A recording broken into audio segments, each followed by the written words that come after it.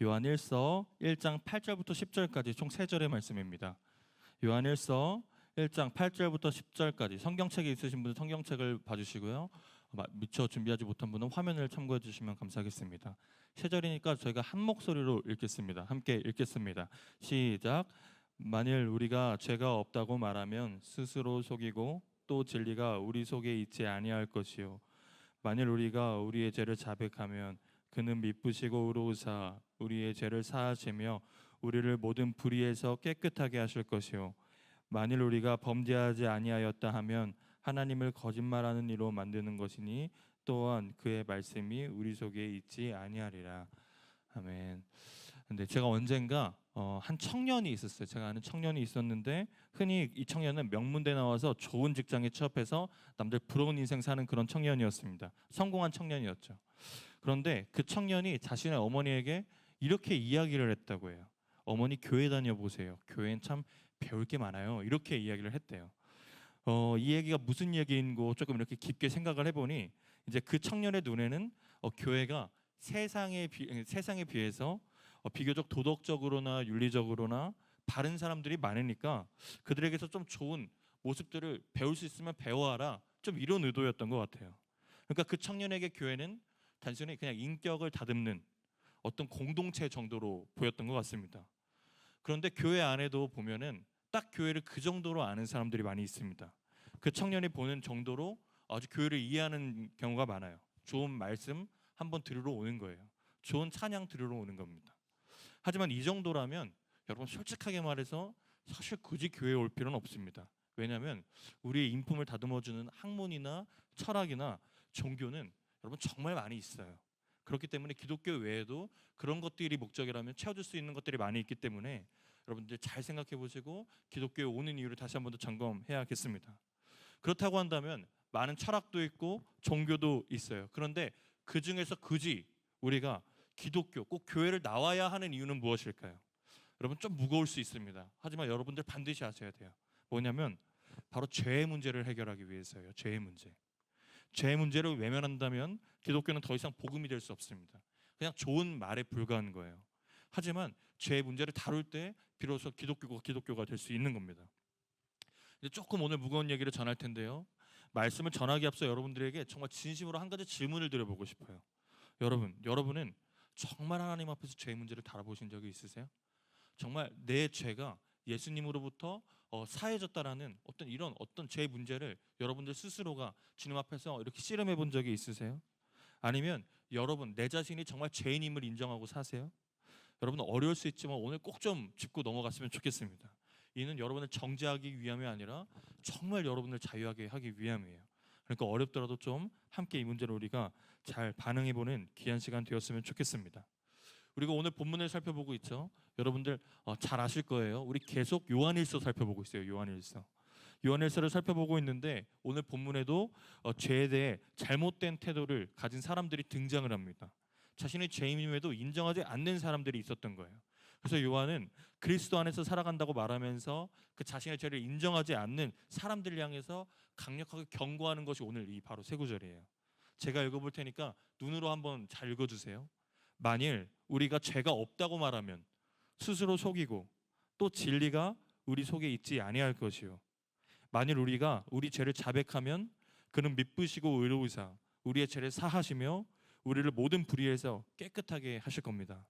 만일 우리가 범죄하지 아니하였다고 하면 하나님을 거짓말하는 이로 만드는 것이니 또한 그의 말씀이 우리 속에 있지 않습니다 라고 이야기하고 있어요. 이 말씀은 요한 공동체 당시의 사람들이 죄를 가볍게 여기는 사람들이 있었던 거예요. 아니면 죄를 부인하면서 살았던 겁니다. 그래서 그들은 스스로 아마 이렇게 행동했던 것 같아요. 나는 죄 없어. 그래서 자기 기만 속에 빠졌던 사람들이죠. 어떤 사람들은 본성적으로 나는 괜찮은 사람이야. 나는 그렇게 나쁜 사람은 아니야 라고 말하면서 살았던 거예요.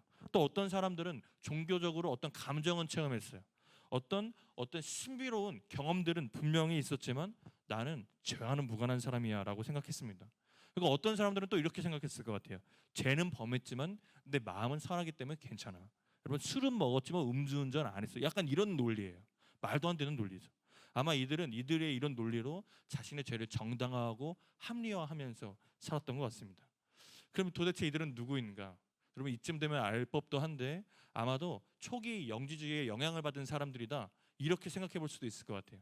그리고 두 번째는 뭐냐면 이들 안에 도덕적으로 행실이 완벽하면 된다. 도덕적인 완벽주의, 완전주의에 빠졌던 사람들이에요.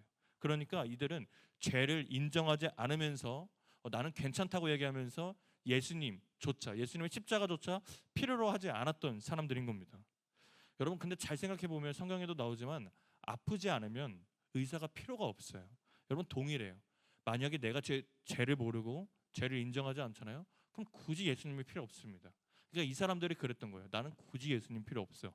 나는 잘 살고 있어. 이렇게 얘기했던 사람들인 겁니다. 그래서 요한은 그들을 향해서 이렇게 얘기하는 거예요. 너는 스스로를 속이고 있어. 가장 예수님이 필요한 건 너야 라고 이야기를 하고 있는 겁니다. 여러분 오늘날도 마찬가지인 것 같아요. 오늘날도 죄를 참 어떤 도덕적인 부분으로 해석할 때가 많이 있는 것 같습니다. 너무 쉽게 윤리적인 문제로 축소시키는 경우가 많이 있어요. 그래서 항상 그들 앞에 붙는 건 에이 그래도 나는 착하게 살았는데 이 말이에요. 그러니까 나는 착하게 살았으니까 굳이 내가 뭘 잘못했냐는 거죠. 종종 이런 말을 듣습니다. 교회 밖에 있는 사람이 더 착해. 그 말을 부정하기는 좀 어려울 수 있을 것 같아요. 그럴 수 있을 것 같아요. 왜냐하면 세상 사람들 가운데도 더 친절한 사람들 많거든요. 도덕적인 이들이 있을 수 있습니다. 하지만 기독교에서 말하고 있는 죄는 그 착함 이런 수준이 아닙니다. 그러니까 착함과 죄의 용서는 아예 다른 문제인 거예요. 그러니까 우리가 말하는 착함은 그냥 나한테 잘해주는 사람 인간적인 기준일 뿐인 거고 하나님 앞에서의 의로움은 죄가 해결된 자에게만 주어지는 은혜입니다. 그것이 죄를 용서받은 사람들만 맛볼 수 있는 은혜인 거예요. 저는 여러분들이 오늘 그 용서받은 은혜를 좀 경험하시는 오늘 귀한 시간이 되었으면 좋겠습니다. 죄사함의 은혜가 여러분들에게 있었으면 좋겠어요. 여러분들의 어떤 삶 안에서 조금 동떨어진 이야기라 와닿지 않을 수 있겠지만 여러분들 정말 여러분들 안에 용서받은 죄인이라는 정체성이 회복되었으면 좋겠습니다. 그래서 그 보혈의 능력으로 살아가시는 여러분 되었으면 좋겠어요. 내가 내 인생을 경험하고 내 인생을 마음대로 살아가는 것이 아니라 나를 위하여 십자가에 돌아가 주신 예수님이 그 흘리신 피, 그 피로 말미암아 여러분들이 살아가시는 여러분들 되셨으면 좋겠습니다.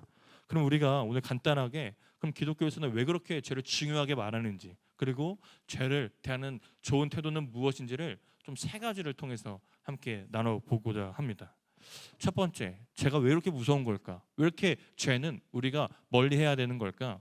첫 번째, 죄는 하나님과의 관계를 깨트리기 때문입니다. 하나님과 친밀해지기 위해서는 여러분 반드시 죄 문제를 해결해야 돼요.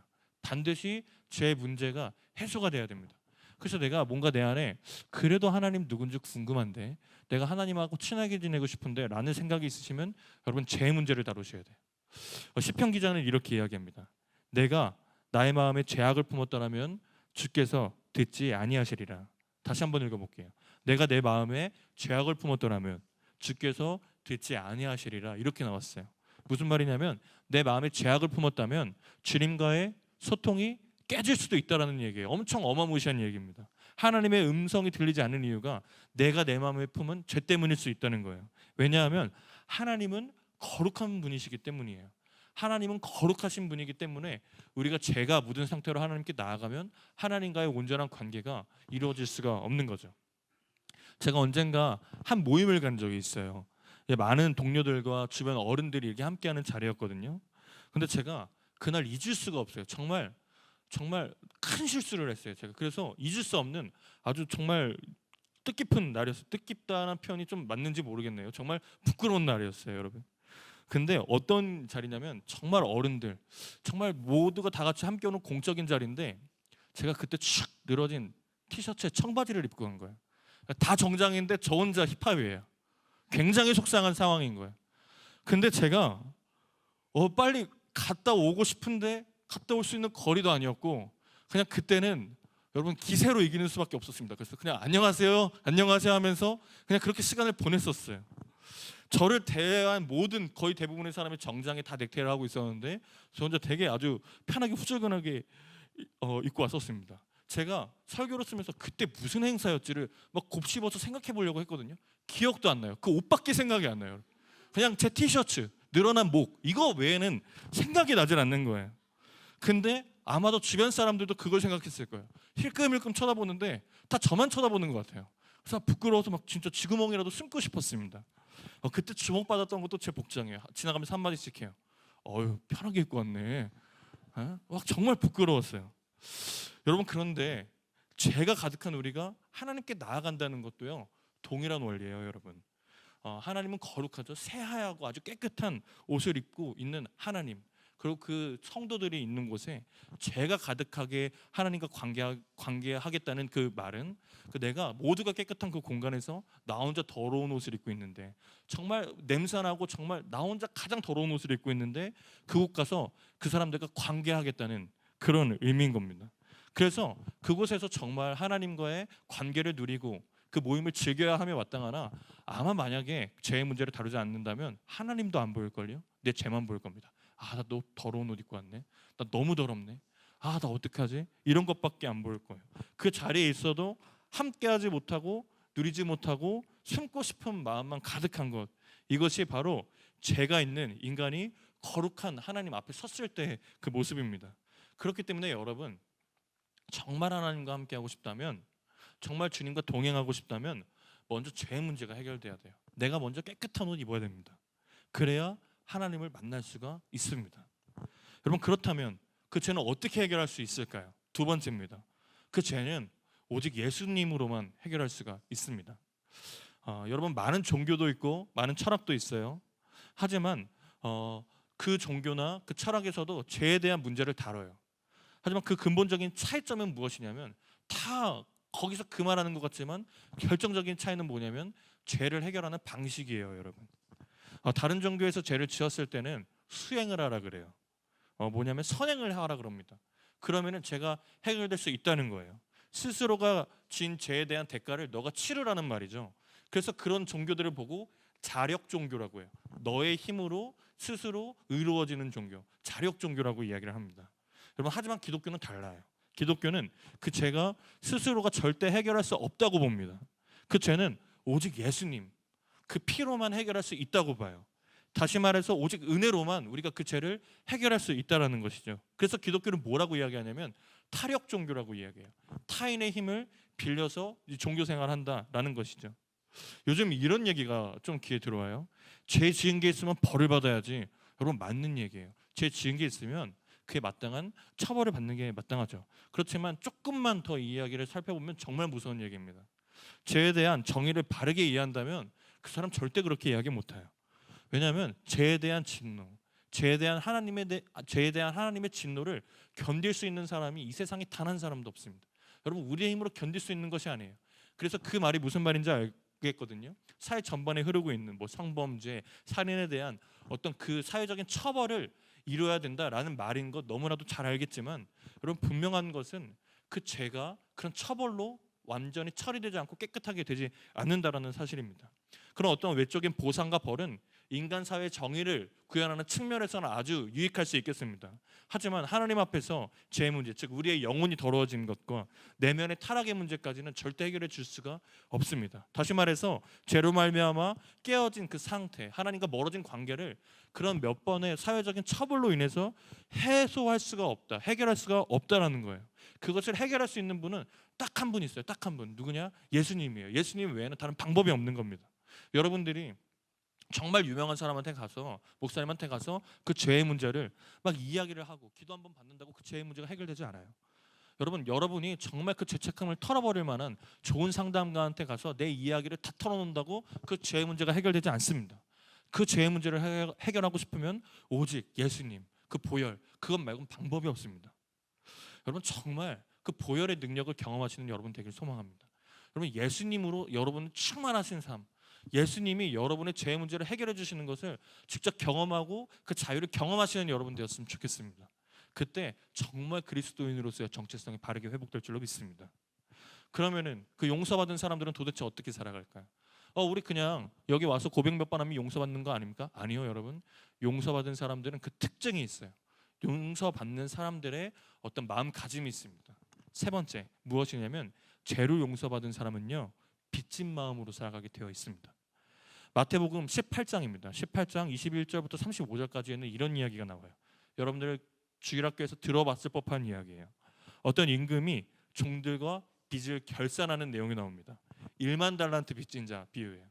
1만 달란트 빚진 한 종이 있었는데 그 빚을 갚을 수가 없어서 이제 처자식과 함께 팔려갈 처지에 놓여 있었던 거예요. 그런데 자비를 구하자 임금이 그 모든 빚을 다 탕감해 주었습니다. 그런데 이 종은 곧바로 자신에게 100데나리온 빚진 사람을 만나게 됩니다. 그런데 용서해 주어야 마땅할 것 같지만 이 사람은 그 사람을 감옥에 넣어버려요. 돈을 갚지 않았다는 이유로. 그래서 그 왕이 이 이야기를 듣고 다시 그 1만 달란트의 빚진 자를 감옥에 넣죠. 여기서 1데나리온이 여러분 노동자의 일일 품삯입니다. 그러니까 하루 열심히 일하면 벌 수 있는 돈이죠. 여러분 우리 하루 열심히 일하면 한 10만 원 정도 벌잖아요, 하루에. 그래서 이렇게 좀 단순 계산해 본다면 그러니까 100데나리온은 1000만 원 정도예요. 1000만 원 정도입니다. 근데 그렇게 계산해 봤을 때 1만 달란트는 얼마냐라고 했을 때 6조 원이에요. 6조 원. 여러분 6조 원 본 적 있어요? 6조 원을 이 사람이 탕감을 받은 거예요. 근데 앞에 1000만 원 빚진 사람을 감옥에 넣어버린 겁니다. 정말 아나무인한 사람인 거죠.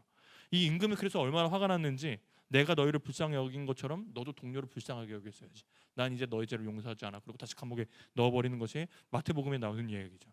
우리가 여기서 한 가지만 더 생각해봤으면 좋겠습니다. 앞서 1만 달란트 빚진 자가 여러분 잘 생각해 보세요. 정말 용서를 받은 사람일까요? 그 1만 달란트 빚진 자가 정말 내가 탕감받았다는 기쁨과 은혜를 간직한 사람이었을까요?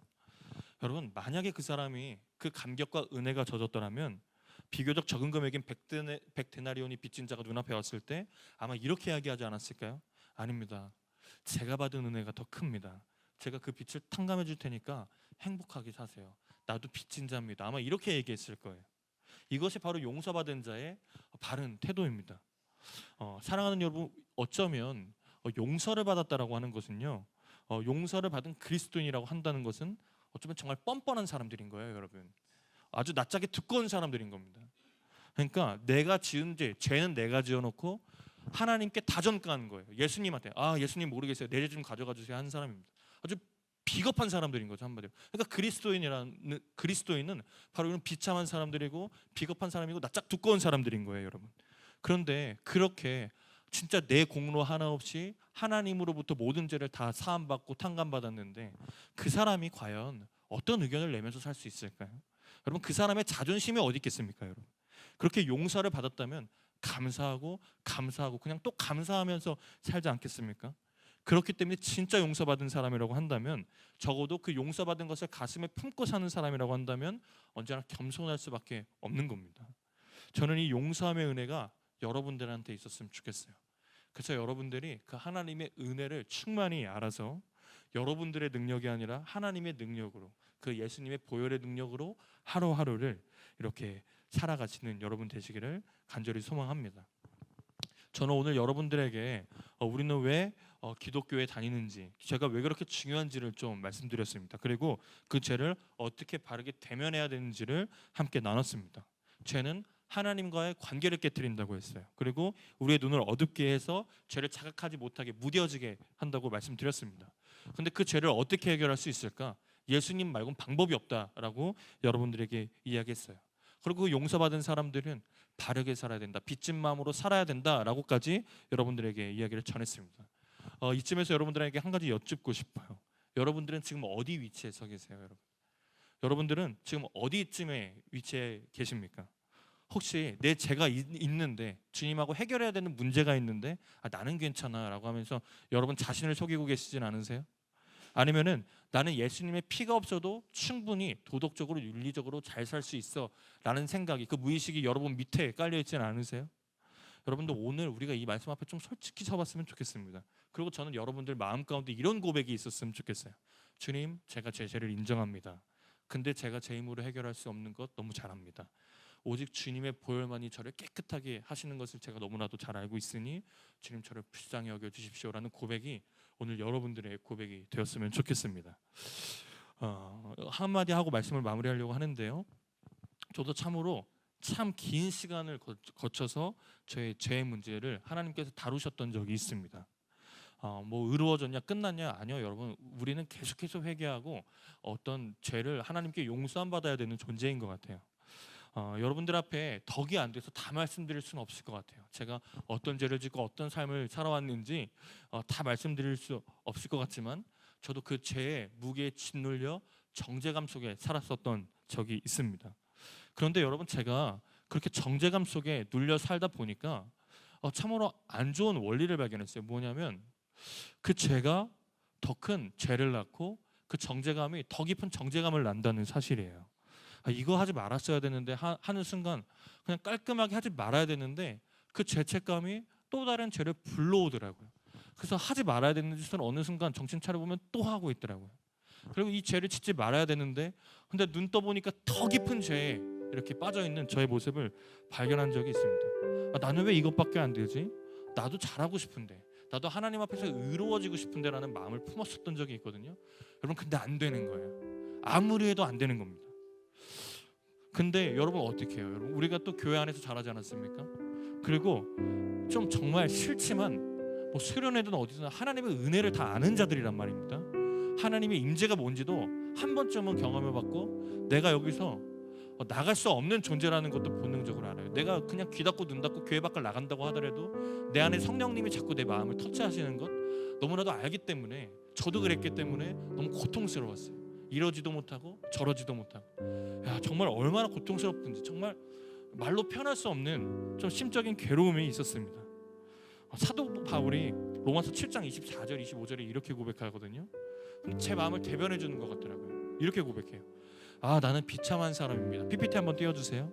세번역본으로 한번 알려드릴게요. 나는 비참한 사람입니다. 누가 이 죽음의 몸에서 나를 건져주겠습니까? 우리 주 예수 그리스도를 통하여서 나를 건져주신 하나님께 감사드립니다. 그런데 내 마음은 하나님의 법을 섬기면서 육신으로는 제 법을 섬기고 있습니다. 이러는 거예요. 그러니까 이게 무슨 말이냐면 나는 하나님 말씀대로 살고 싶거든요. 내 안에 그런 의지가 있는 거예요. 선한 마음이 있는 거예요. 하나님 말씀 따르고 싶은데 자꾸 죄를 짓는 저의 모습을 발견하게 됐습니다. 얼마나 고통스럽든지 해도 안 되는 거예요. 별의 별짓을 다 해봤어요, 여러분. 여러분 정말 별의 별짓을 다 해봤습니다. 제 안에 음란을 해소하기 위해서 그냥 몇 일 연장 금식도 해봤어요. 근데 안 없어져요, 여러분. 제가 그렇게 무섭더라고요. 정말 더 많은 방법들을 해봤거든요. 내가 주님 외에 다른 것 사랑하지 않기 위해서 제가 가진 것 정말 다 버려봤습니다. 여러분, 근데도 해결이 안 돼요, 여러분. 죄의 문제. 그만큼 아주 찐득찐득하고 끈적끈적한 게 죄의 문제더라고요. 나는 아예 가망이 없구나, 나는 죄인이구나 하면서 이제 저의 노력이 끝나는 지점이 딱 생겼습니다. 나는 안 되는 사람이구나, 나는 끝났다. 그렇게 저의 모든 노력이 끝나는 지점에 아니나 다를까 로마서 8장 1절부터 2절의 말씀이 제 마음에 와닿더라고요. 제가 한번 읽어보겠습니다. 그러므로 그리스도 예수 안에 있는 사람은 정죄를 받지 않습니다.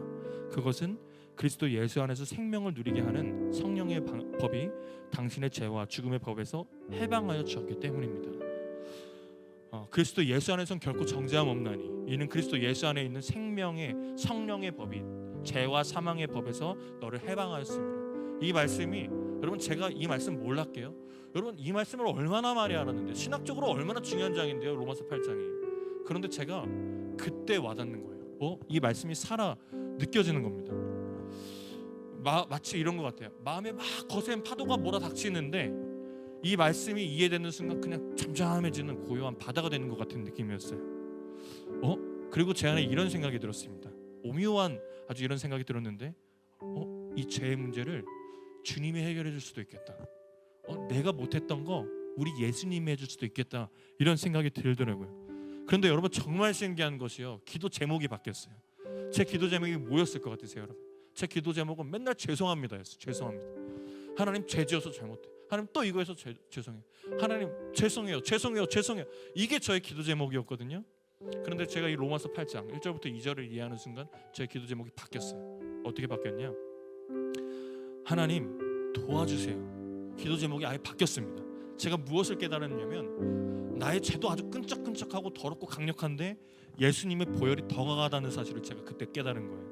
그래서 그때부터는 제 안에 또 죄를 짓고 죄책감이 몰려올 때면 제가 하나님께 이렇게 기도해요. 예수님, 도와주세요. 하나님, 이 죄의 문제 좀 해결해 주세요. 내 안에 정죄감 좀 가져가 주세요. 또 다시 한 번 더 보혈로, 그 보혈의 능력으로 살게 해주세요. 이렇게 기도 제목이 바뀌었다는 겁니다. 여러분, 요즘에 기독교를 보면 속상해요. 왜 속상하냐면 위로 막 이런 내용들이 너무 많아요. 그것들을 무시하고 싶은 건 아닙니다만, 근데 그것들이 강조되면서 자연스럽게 생략된 게 있는데 이 보혈이에요. 이 보혈의 능력입니다. 여러분, 마음의 위로하는 차원이 아니에요. 이것은 무엇이냐면 이 보혈의 능력은, 이 십자가의 능력은 우리를 살게 하는 힘이 있어요, 여러분. 그러니까 내 마음을 위로해 주는 게 아니라 내가 살 수 있는 힘을 주는 것이 보혈의 능력이고 십자가 능력이라는 거예요. 여러분, 저는요, 여러분들이 이거 하루빨리 깨달았으면 좋겠어요. 이 보혈의 능력, 십자가의 능력을 여러분들이 깨달았으면 좋겠습니다. 여러분, 뭔가 여러분들이 죄를 지으면 피하고 싶잖아요. 외면하고 싶잖아요. 따끔한 어떤 질책이 섞인 소리 듣고 싶지 않잖아요. 여러분, 정말 여러분들의 마음을 이해합니다. 왜 그런지 저도 그랬으니까. 근데 여러분, 그 말이 무엇이냐면 여러분이 죄를 외면하고 있다는 소리거든요. 그런데 이 보혈의 능력과 십자가의 능력을 경험하면 더 이상 죄를 피해 다니지 않아도 돼요. 왜냐하면 예수님이 그 보혈의 능력이 더 강하기 때문이에요. 그것이 더 진하기 때문이죠. 저는 여러분들이 십자가의 능력을 경험했으면 좋겠어요. 보혈의 능력을 품고 사는 사람들이 되었으면 좋겠어요. 그래서 여러분들 안에 정죄감이 올 때 마음을 위로해 줄 어느 누군가를 찾아가는 게 아니라 그 문제를 능히 해결해 주실 그 강력하신 그 보혈의 능력을 가지신 예수님 찾으시는 여러분 되었으면 좋겠어요. 여러분, 그게 근본적인 변화예요. 여러분, 그냥 마음만 이렇게 잠시 때운다고 될 문제가 아니라는 거예요. 그래서 여러분들이 그 죄 안에, 여러분들 마음 안에 정말 죄의 문제를 오늘 해결하셔서 정말 자유를 맛보셨으면 좋겠습니다. 저는 여러분들을 정죄할 생각이 없어요. 여러분, 왜 정죄할 수 있겠어요? 제가 탕감받은 사람인데 어떻게 여러분을 정죄할 수 있겠나요? 여러분, 제가 여러분들한테 꼭 말씀드리고 싶은 건 자유가 있더라. 정말 진짜 자유가 있더라. 보혈의 능력으로 사는 삶은 다르더라를 얘기하고 싶은 거예요. 여러분, 우리가 한번 좀 그렇게 나아가 보지 않겠어요? 나를 위하여 십자가에 못 박히신 그 예수님을 묵상하면서 그 보혈의 능력을 한번 붙잡아 보시지 않겠어요? 여러분, 제가 간절히 또 강력하게 믿는 것은 우리가 간절하게 부르짖고 그 보혈의 능력을 구할 때 주님께서 그 손을 잡아주실 거라는 믿음이 있습니다. 저는 오늘 그 여러분들이 그 주님의 손을 붙잡고 보혈의 능력을 경험하시는 저와 여러분 되었으면 좋겠습니다. 우리가 한 가지 찬양하고 또 함께 기도했으면 좋겠는데요. 여러분 잘 아시는 찬양일 거예요. 여호와께 돌아가자. 여러분 정말 여호와께 돌아가십시다. 우리가 우리의 마음 정말 주님께로 돌이켜 그 주님의 능력을 경험하고 사십시다. 그때 주님이 우리 안에 다시 한 번 더 그 능력을, 그 거룩함을 회복해 주실 줄로 믿습니다. 우리가 함께 찬양하며 나아가도록 하겠습니다.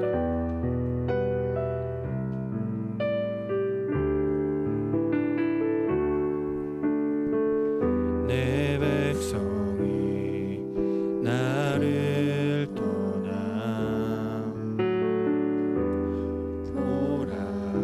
돌아섰지만 내 사랑이 내 백성을 포기 못하니 내 모든 것 내어주고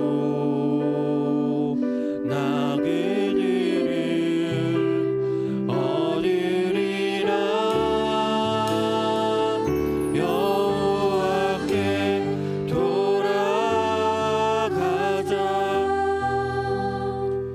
우린 돌아서도 그는 변치 않네. 여호와께 돌아가자. 우린 돌아서도 그 사랑 영원하네.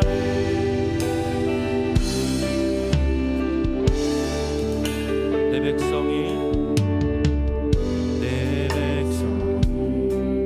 나를 떠나 돌아섰지만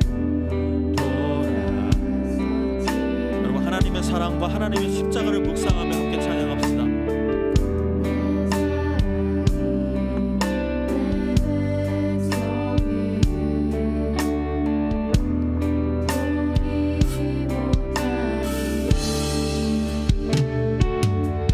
내 모든 것 내어주고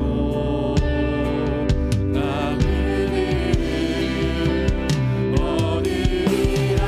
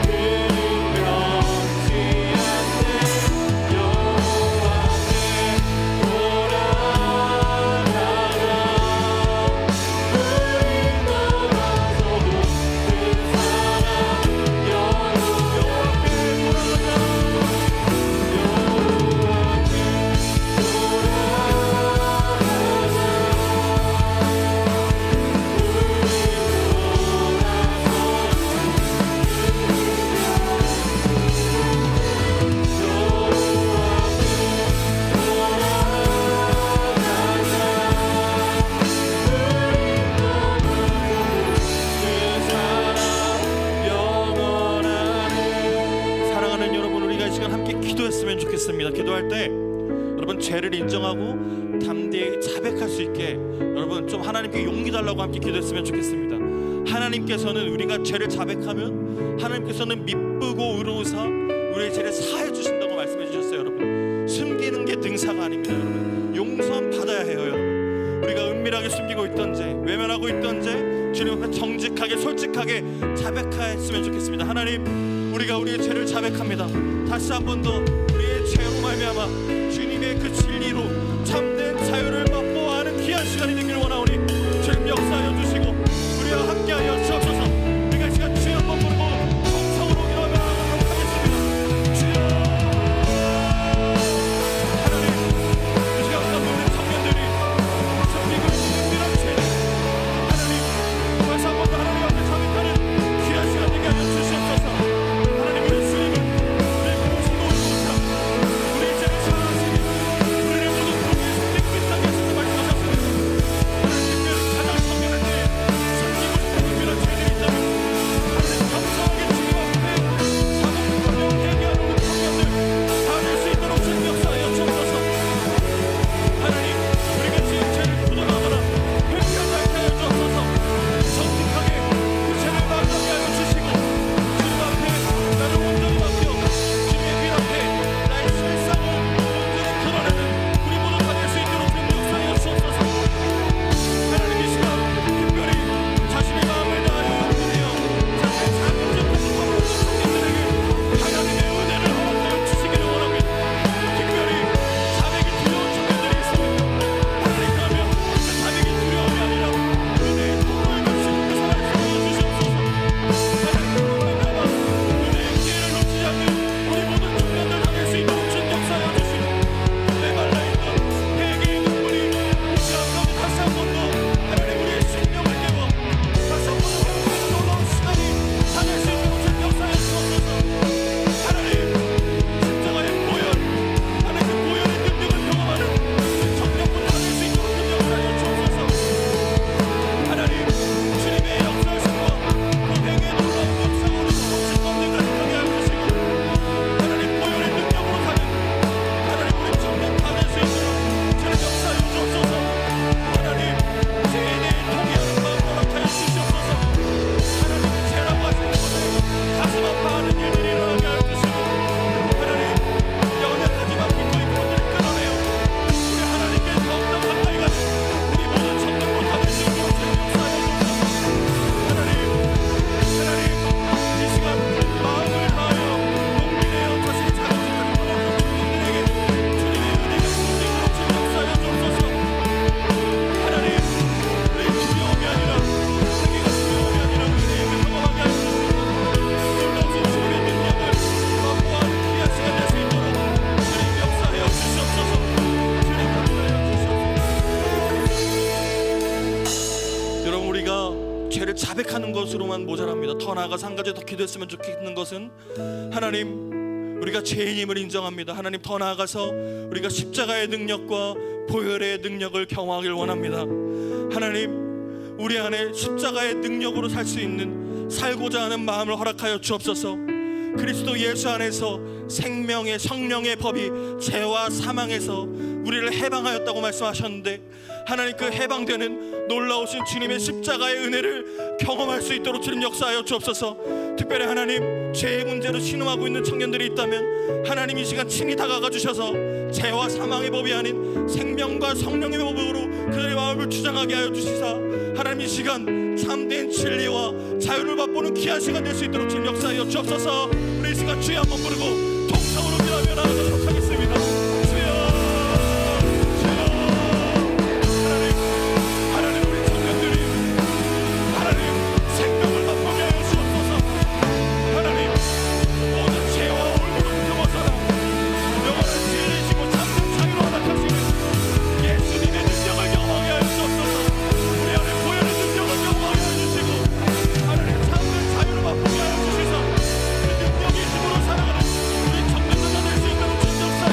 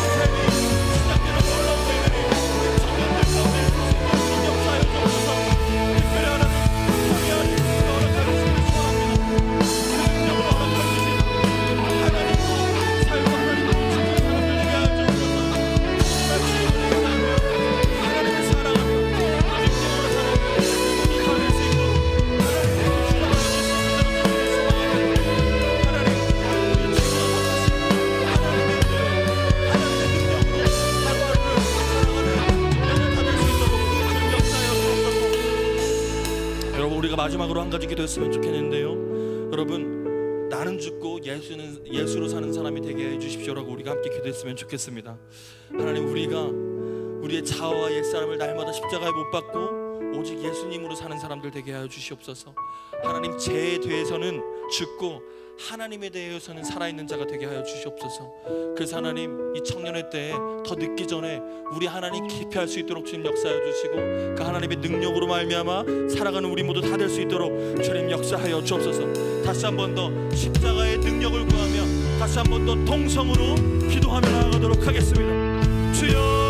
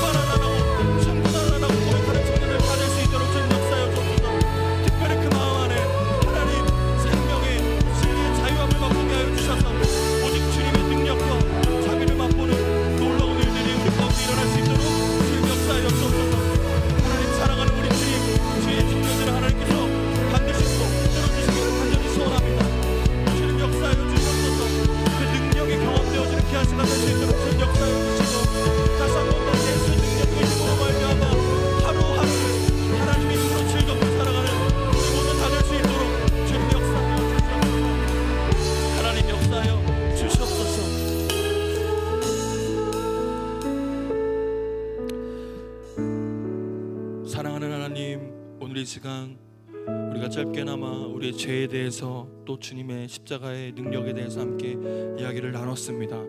하나님, 우리 사랑하는 문화교회 청년부들이 한 사람 한 사람이 하나님의 능력과 십자가의 능력으로 살아가는 한 사람 한 사람 될 수 있도록 주님 역사하여 주옵소서. 하나님, 특별히 하나님과의 관계를 사모하여 하나님과의 관계라면 그 어느 죄라도 하나님 다 털어버리고 주님 앞에 나아가는 한 사람 한 사람 다 될 수 있도록 주님 역사하여 주시고, 하나님 누구보다 사랑하는 우리 청년부 다 될 수 있도록 주님 역사하여 주옵소서. 그래서 하나님이 주시는 은혜로 말미암아 그 능력으로 말미암아 살아가는 이들 모두 될 수 있도록 주님 역사하여 주옵소서. 하나님 감사합니다. 우리 걸음마다 주님께서 인도하여 주시고 살아계심을 하나님께서 비춰 보여주실 것을 믿으며 살아계신 우리 주 예수 그리스도의 이름으로 기도드렸습니다. 아멘. 우리 함께 자리에 일어나 찬양하며 주님께 귀한 예물 올려드리도록 하겠습니다.